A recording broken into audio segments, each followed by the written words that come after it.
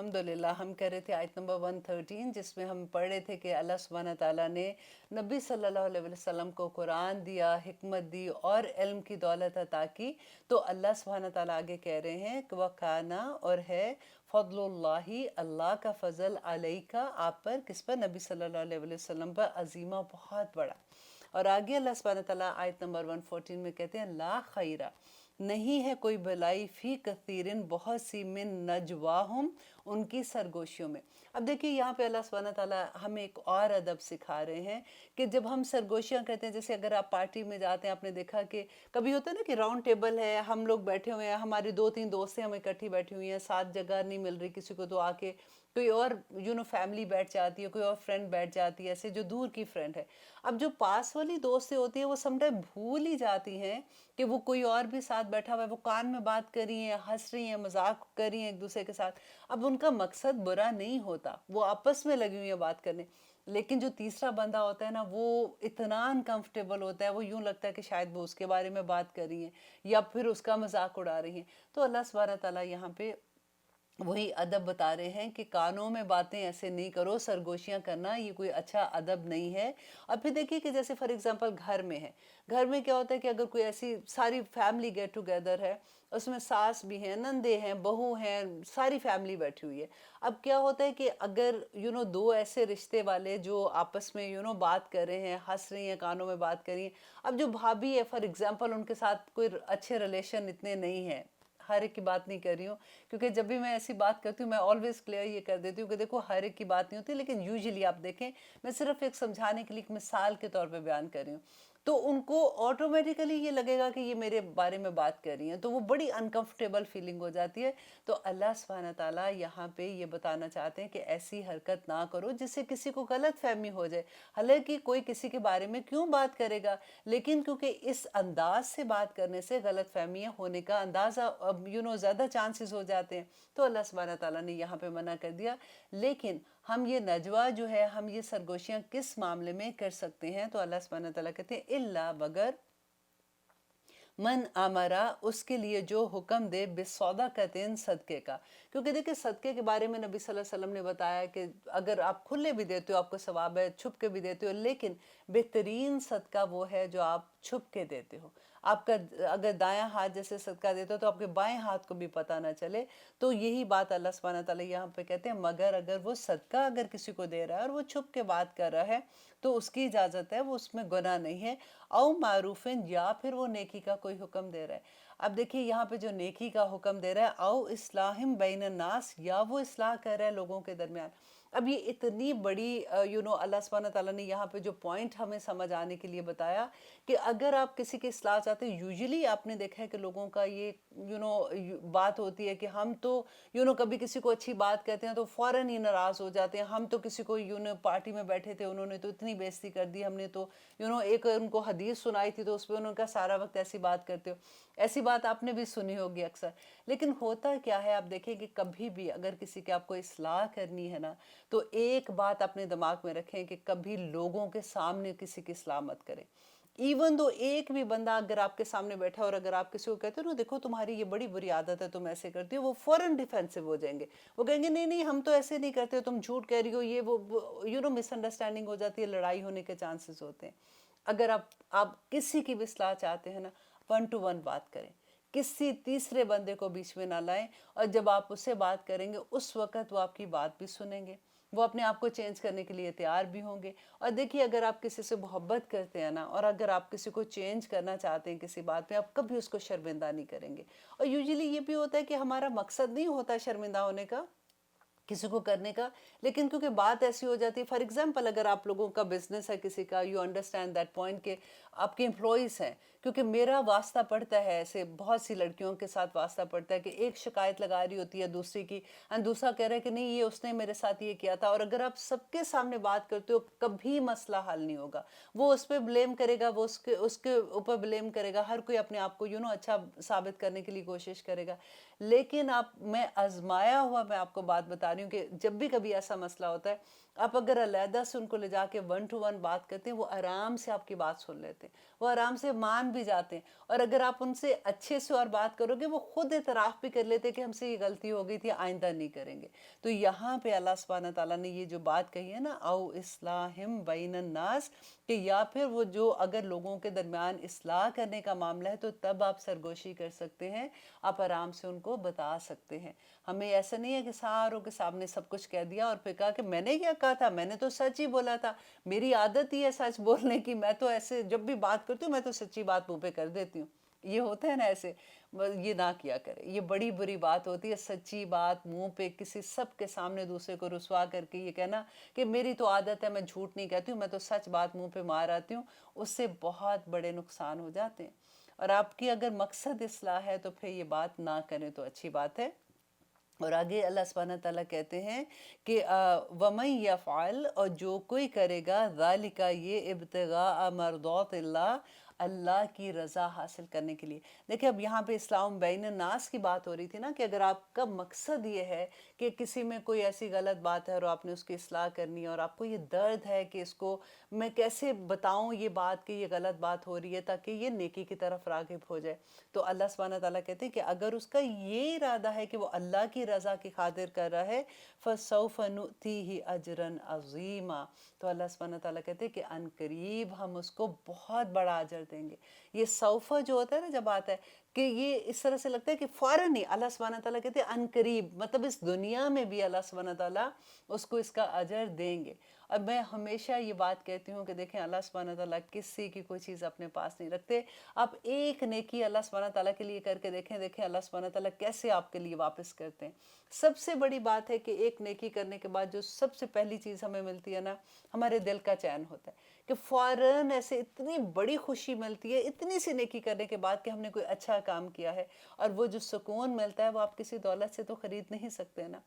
अब कितने पैसे भी लगा दें, आप सुकून को बाय नहीं कर सकते, वो खुशी आप खरीद नहीं सकते। तो अल्लाह सुब्हानहू तआला फ़ौरन वापस दे देते हैं। और द डे ऑफ जजमेंट तो इतने बड़े अजर, इतने बड़े अजर, अल्हम्दुलिल्लाह, अल्हम्दुलिल्लाह अल्लाह सुब्हानहू तआला के वादे हैं इसमें। देखिए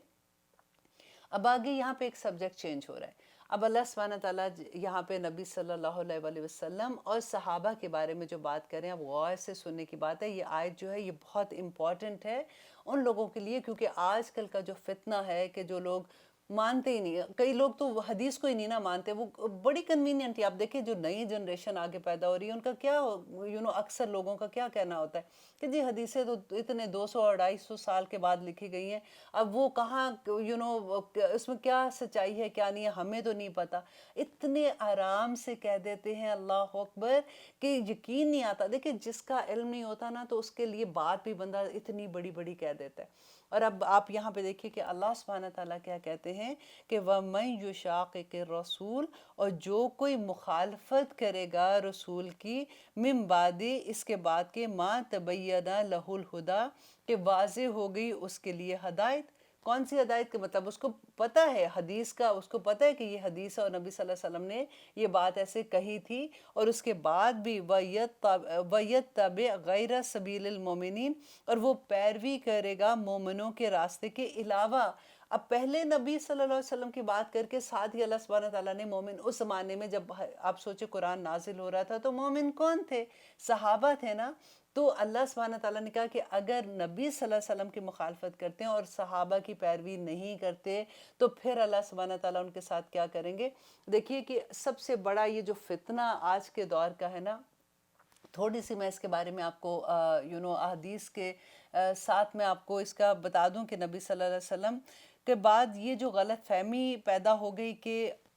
लोगों ने ये सोचा कि हदीस एक्चुअली कब लिखी गई थी, जब इमाम बुखारी, इमाम मुस्लिम और या फिर सहाई सित्ता की जो भी बुक्स हैं आप देखें, जो भी आप पढ़ते हैं, कि ये वाली बुक्स जो भी लिखी गई थी इन्होंने 200 साल के बाद लिखी थी। नबी सल्लल्लाहु अलैहि वसल्लम के ज़माने में तो कोई लिखने पढ़ने का था नहीं, लोगों ने अपनी मेमोरी से याद की हुई थी हदीसें, और फिर लोगों ने मेमोरी हम, और लोग बाकायदा ये बात कहते हैं कि आज मैं तुम्हें बात कहूँगी तो तीसरे तक जाते जाते तो बात बदल जाती है। तो ये बातें जो हैं, ये हदीसें जो है, हमें क्या पता कि ये ठीक हैं कि नहीं, नाउज़ुबिल्लाह सुम्मा नाउज़ुबिल्लाह। अब देखिए कि नबी सल्लल्लाहु अलैहि वसल्लम के ज़माने में अहदीस लिखने का रवाज था, हदीस लिखी जाती थी, और उस वक़्त क्या कातिबे वही नहीं थे, लोगों को क्या लिखना नहीं आता था? आप देखिए कि ऑलमोस्ट 17 लोग थे जो कातिब वही, इससे ज़्यादा भी हो सकते हैं जो हमें हदीस से मिलता है कि जो वही लिखते थे। और उनमें से हज़रत खालिद बिन सईद, हज़रत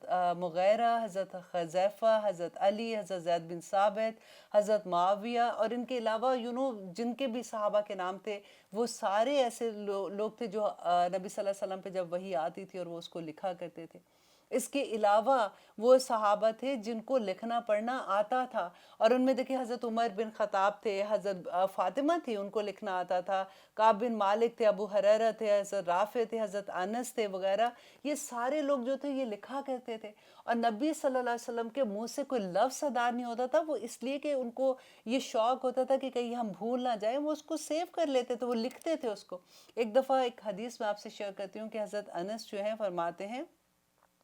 कि एक शख्स ने शिकायत की कि मुझे हदीस याद नहीं रहती हैं, तो नबी सल्लल्लाहु अलैहि वसल्लम ने फरमाया कि अपने हाथों से मदद लो, यानी लिख लिया करो। और अब्दुल्ला बिन उमर बिन आस रज़ी अल्लाह अन फरमाते हैं कि रसूलुल्लाह सल्लल्लाहु अलैहि वसल्लम की ज़ुबान मुबारक से जो सुनता था मैं लिख लिया करता था। एक दफ़ा कुरैश के लोगों ने मुझे ऐसा करने से मना किया और कहा कि नबी सल्लल्लाहु अलैहि वसल्लम तो एक बशर हैं, कभी गुस्से में भी कोई बात ऐसी कह देते हैं, चुनाचे मैंने लिखना छोड़ दिया। फिर जब मैं रसूलुल्लाह सल्लल्लाहु अलैहि वसल्लम की खिदमत में हाजिर हुआ तो इस बात का मैंने जिक्र किया, तो आपने फरमाया कि मुझसे जो कुछ भी सुनो ज़रूर लिख लिया करो, उस ज़ात की कसम जिसके कब्ज़े में मेरी जान है, कि मेरी ज़ुबान से हक़ के बगैर कोई लफ्ज़ नहीं निकलता। आप हदीसें पढ़े तो सही ना, आप देखें तो सही कि नबी सल्लल्लाहु अलैहि वसल्लम ने उसके बारे में क्या कहा था। हम कितनी आराम से बात कर देते हैं कि हदीस तो 200 साल।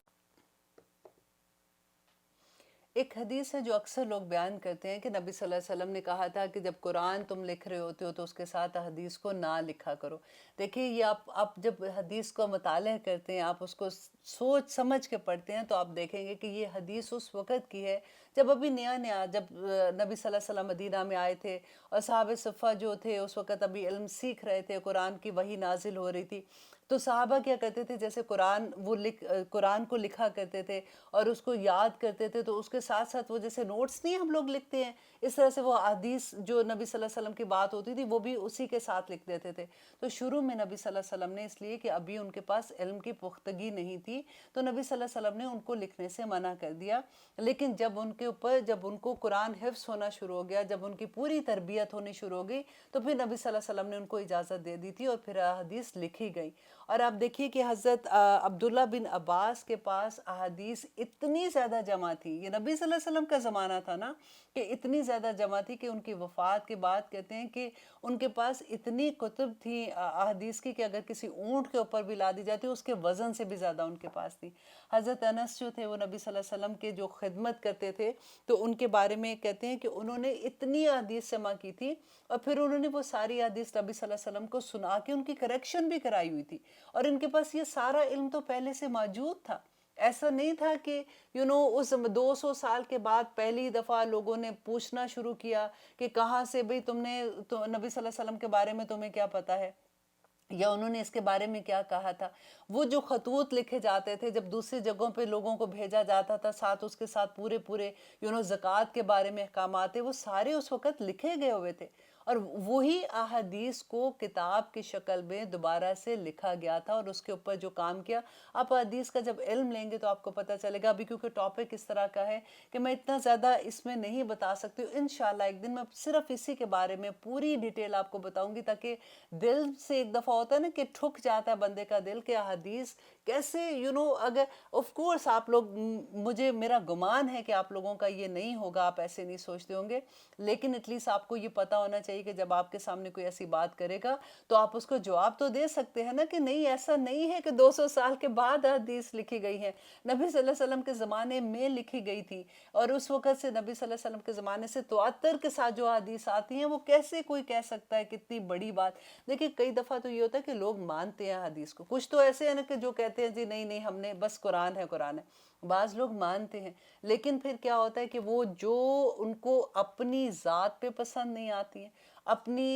ख्वाहिशात पे ज़द पड़ती है, वो हदीस को मानने से इनकार कर देते कि हमें नहीं पता ये ठीक है कि नहीं। देखिए हमने हदीस को ऐसे बना दिया जैसे हम शॉपिंग करने जाते हैं ना, तो अपने पास पैसे भी होते हैं, اب ہماری پسند ناپسند کی چیز ہمارے سامنے، ہم نے جو بائی کرنا ہے ہم نے وہ خرید لیا، اور جو ہمیں نہیں پسند آیا ہم نے کہا نہیں جی ہم نے نہیں یہ لینا۔ تو ہم یہی معاملہ احادیث کے ساتھ کرتے ہیں کہ جو پسند آئی وہ تو ٹھیک ہے، اس کو تو ہم 100 دفعہ بھی بیان کر دیں گے کہ دیکھو نبی صلی اللہ علیہ وسلم نے یہ کہا تھا، اللہ سبحانہ تعالیٰ نے فرمایا، اور جو حدیث ہمیں پسند نہیں آتی اس کو ہم کہتے ہیں کہ نہیں نہیں ہمیں نہیں لگتا کہ یہ بات ٹھیک ہے۔